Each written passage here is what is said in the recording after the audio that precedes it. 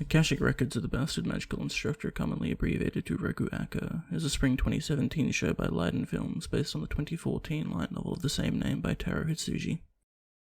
It follows Glenn Raiders, a former military man, as he adjusts to life teaching at a prestigious magical high school, despite his disillusionment with both the scholastic system and magic in general. There are some reviews that have called this series uncreative, lazy and unoriginal. Even recycled content with little reason to exist. And maybe you feel the same way after hearing me describe the premise. The words light novel and magical high school prime expectations, and when those expectations get met, you see people give a competently made show a 3 out of 10 because of how thoroughly and completely they feel the show lined up with a certain narrative.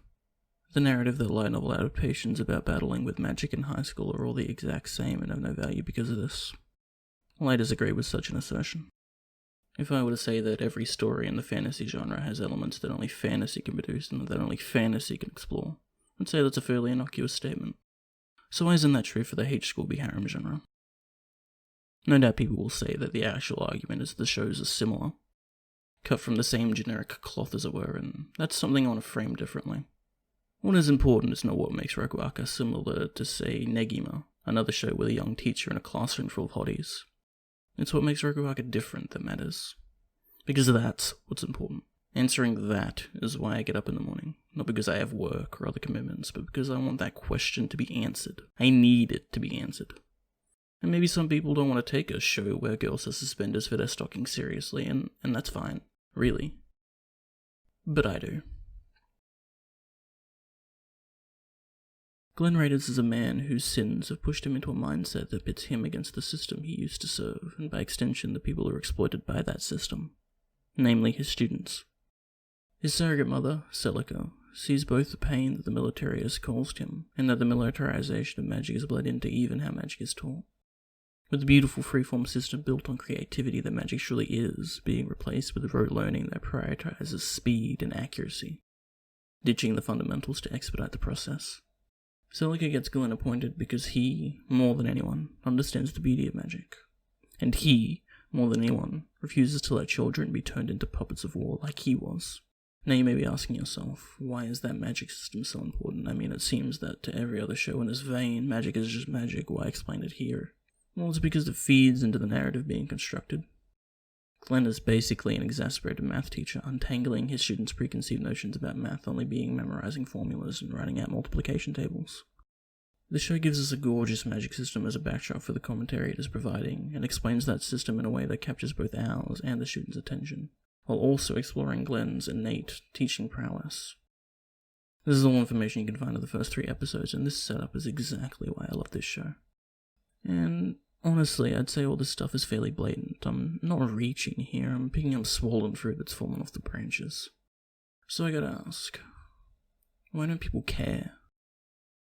At the start, I showed some reviews that painted the show in quite a negative light, and when I was reading those, I was overwhelmed by this feeling of, did we watch the same show? Are you gonna talk about anything other than how quote-unquote generic you think the show is? I said why I think these reviews are doing this right at the start. It's because of the narrative. I mean, I called it a narrative, but let me be as clear as I can. It's the zeitgeist. The consensus. The zeitgeist says that light novel adaptation bad, and lo and behold, the new truth is manifest. I don't know where this idea originates, and frankly it doesn't matter. What matters is that it propagates. That it festers inside people. I'm no exception. There's a video on my channel from years ago where I espouse many of the ideas I lament here, but I managed to dispel that mindset, and RokuAka is one of the reasons why.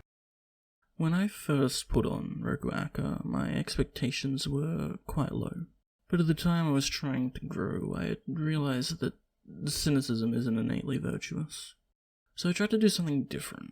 I tried to pay attention and figure out what the show wanted me to see. And when I did, something magical happened.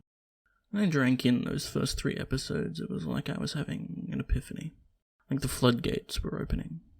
A new world was taking shape in front of my eyes. I was being assaulted by so many details I couldn't keep up. I was seeing Celica's regret for not letting Glenn live a fulfilling life, the fact that Glenn could definitely cast Shock Bomb much faster than Sistine but chose not to, showing that despite his disillusionment, he still wants these children to learn magic and ultimately be better than him for it. I mean, that's why he gives that awful speech to Sistine at the beginning of episode 2. He was blinded by his hatred for the military, knowing that the only future these kids have is serving in some way or another. The current system makes sure of that. He can only try and dissuade them, no matter the pain his words inflicted. It isn't until his conversation with Rumia that he realizes there's another way forward. It was after those first 3 episodes that I rediscovered my love for this medium. It was after those first 3 episodes that I realized, in no uncertain terms, without a hint of regret, that I had just fallen victim to the bastard's Blitzkrieg. Thanks for watching.